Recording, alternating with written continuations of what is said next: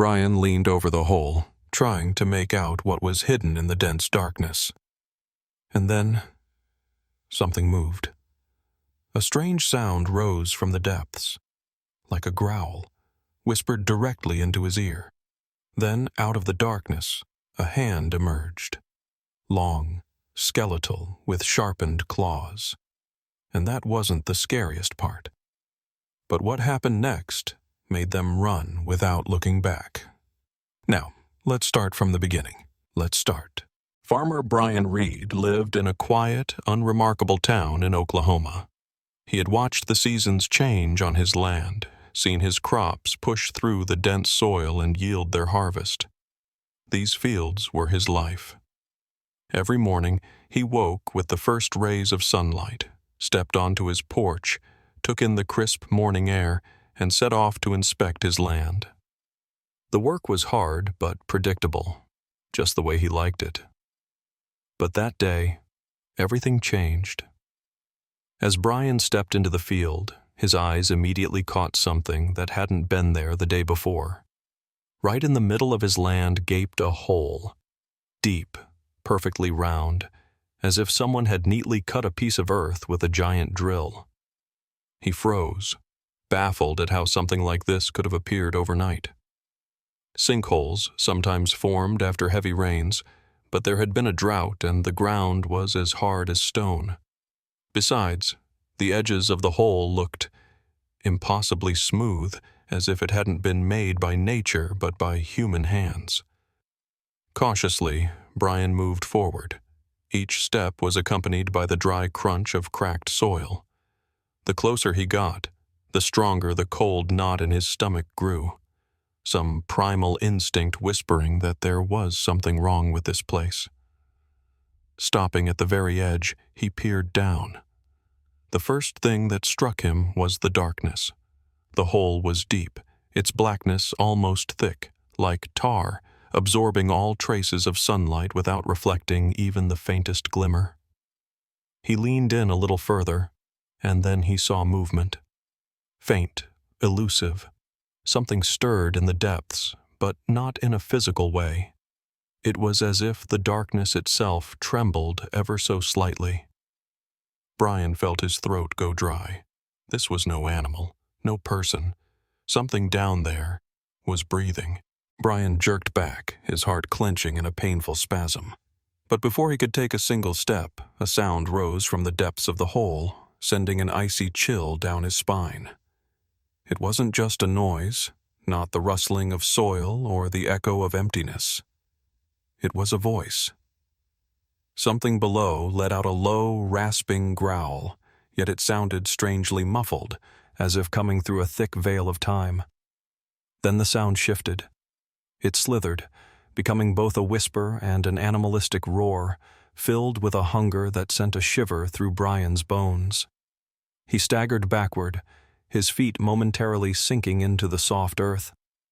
Panic clawed at his chest as he took another step away, but before he could move further, a shout rang out behind him. "Brian!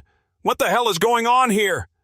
The deep, familiar voice of his neighbor cut through the thick silence. Brian spun around to see Jackson, his old friend, the man who had shared both the joys and hardships of farm life with him, rushing toward him. In his hands, gripped so tightly that his knuckles turned white, was a shovel. Jackson reached the hole, panting, and as he peered down, he suddenly recoiled. "Jesus," he breathed, stepping back. "What the hell is this hole?" Brian swallowed hard, feeling the lump of fear rising in his throat. "I don't know, but something's in there." Without a word, Jackson bent down, grabbed a clump of dirt, and hurled it into the darkness. A second passed, then another.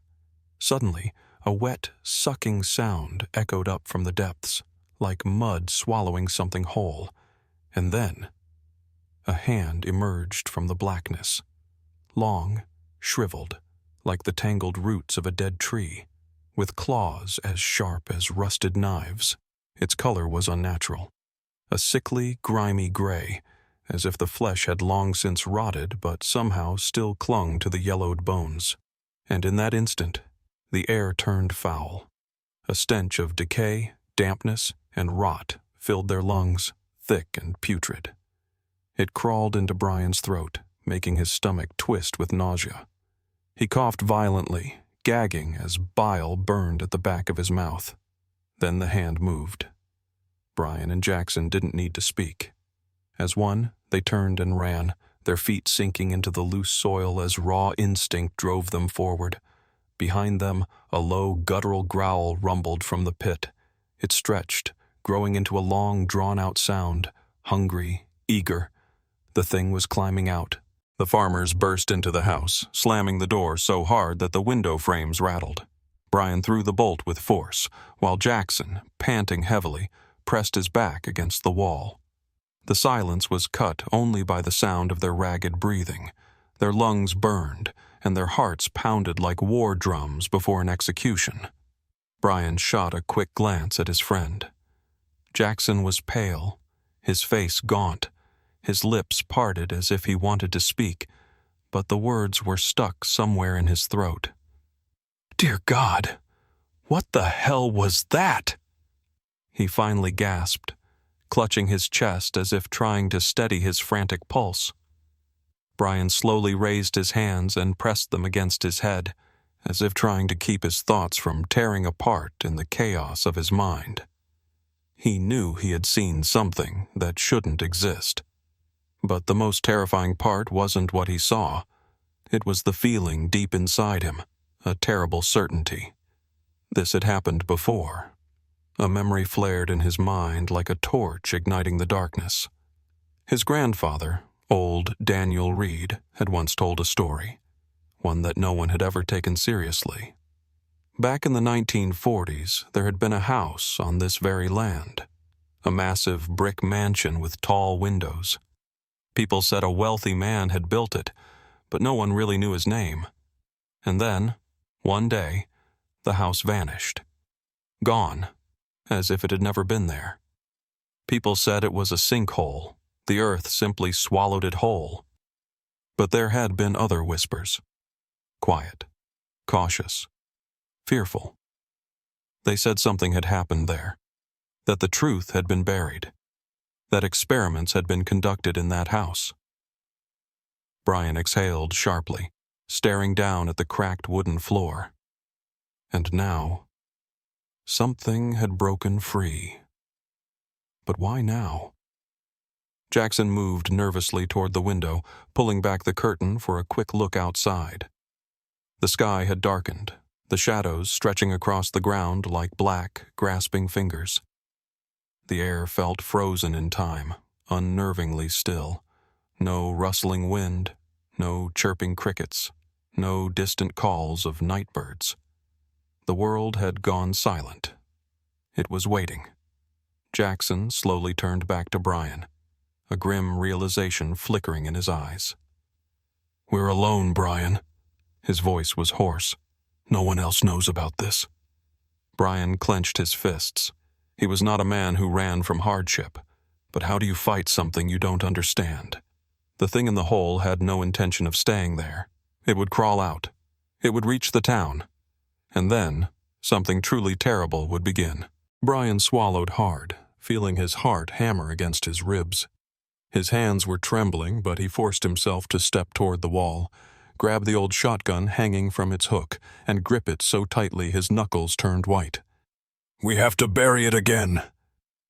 Jackson spun to face him, his eyes wild with both panic and disbelief. "Are you out of your damn mind? That won't stop it." Brian took a deep breath, trying to ignore the way his knees shook beneath him. But maybe it'll slow it down. They couldn't just sit and wait. No one was coming to help them. No one would even believe them. Jackson cursed under his breath, but nodded. Without another word, they sprinted toward the barn, their boots kicking up dry, cracked soil. Time had collapsed in on itself. Every second felt like an eternity. Brian wrenched open the barn door and felt around until his hands found an old gas canister. Jackson grabbed a shovel and a metal barrel, probably without even thinking about whether it would actually help. They were about to fight a battle they could never have imagined. But when they returned to the hole, their hearts nearly stopped. The creature was already halfway out. It was tall, impossibly thin, its ash-colored skin stretched tightly over bones that looked too fragile to support its frame. But the most horrifying thing was its head, elongated, with hollow, black eye sockets that absorbed the light instead of reflecting it. It didn't move like a living thing should. Its motions were jerky, unnatural, as if its body hadn't yet adjusted to this reality. Brian didn't hesitate. He raised the shotgun, exhaled, and pulled the trigger. The gunshot shattered the night. The bullet struck the creature. It convulsed, letting out a sound that was somewhere between a shriek and a guttural growl. It staggered backward, but it didn't fall. "Shit," Brian hissed. Jackson didn't waste a second. He ran to the barrel and heaved it over, sending thick, dark liquid spilling across the ground. They worked in silence, moving faster than they ever had in their lives, because they both knew there would be no second chance. Brian reached for his lighter. The creature made that sound again, a deep, primal resonance, as if its voice wasn't meant for human ears. It took a step forward, claws sinking into the earth. "Burn in hell, you son of a bitch," Brian whispered and flicked the flame. A flash. Fire roared to life, turning the night into a sea of blood-orange light. The air filled with the stench of burning flesh.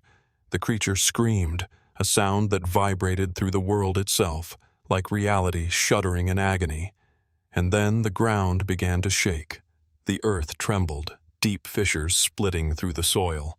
The hole started collapsing as if something below was pulling it back, reclaiming what belonged to it. The creature let out one last, fading wail before vanishing into the fire.